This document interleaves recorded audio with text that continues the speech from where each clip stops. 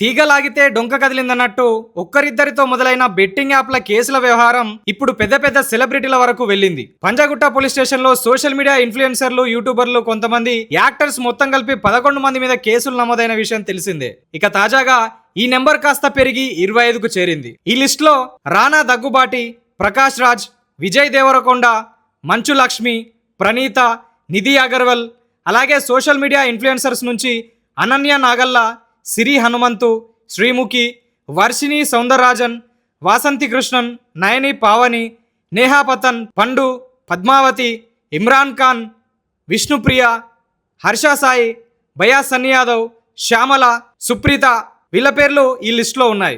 Betting apps వల్ల యువత జీవితాలు నాశనం చేసుకుంటున్నారు. వేలాది మంది యువకులు సోషల్ మీడియాలో తాము ఫాలో అయ్యే సెలబ్రిటీలు చేసే బెట్టింగ్ యాప్స్ యొక్క ప్రమోషన్స్ వల్ల, వాళ్ళు చెప్పిన లింకులు నొక్కడం వల్ల లక్షలకు లక్షలు పోగొట్టుకొని వాళ్ళ కుటుంబాలు రోడ్డున పడటం, చాలా మంది ఆత్మహత్యలు చేసుకోవడం లాంటివి కూడా జరుగుతున్నాయి. కొంతకాలంగా ఈ బెట్టింగ్ యాప్స్ ప్రమోషన్ విషయంపై అవగాహన పెరగడం, అలాగే ప్రముఖ యూట్యూబర్ అన్వేష్ మరియు సిపి సజ్జనార్ గారు కొంతమంది యూట్యూబర్స్ చేసిన పోరాట ఫలితంగా ఈ బెట్టింగ్ యాప్స్ ప్రమోషన్ చేస్తున్న వారిపై ఒక్కొక్కరిపై పోలీసులు కేసులు నమోదు చేస్తున్నారు. మొదటగా లోకల్ బాయ్ నానిపై కేసు నమోదు కాగా అతను జైల్లో ఉన్నాడు. ఆ తర్వాత భయ్యా సన్నీ యాదవ్ పైన పోలీసులు కేసు నమోదు చేశారు. ఇక ఆ తర్వాత పంజాగుట్ట పోలీస్ స్టేషన్ లో 11 మందిపై కేసులు నమోదయ్యాయి. తాజాగా ఇప్పుడు మియాపూర్ లో 25 మంది పైన నమోదైన ఈ కేసులు ప్రస్తుతం ఒక సంచలనంగా మారాయి. అయితే చాలా మంది నెటిజన్లు కేవలం చిన్న చిన్న యూట్యూబర్లు, సోషల్ మీడియా ఇన్ఫ్లుయెన్సర్ల పైన మాత్రమే చర్యలు తీసుకుంటారా అని ప్రశ్నిస్తున్న నేపథ్యంలో ఇప్పుడు రానా దగ్గుబాటి, విజయ్ దేవరకొండ, ప్రకాష్ రాజ్ లాంటి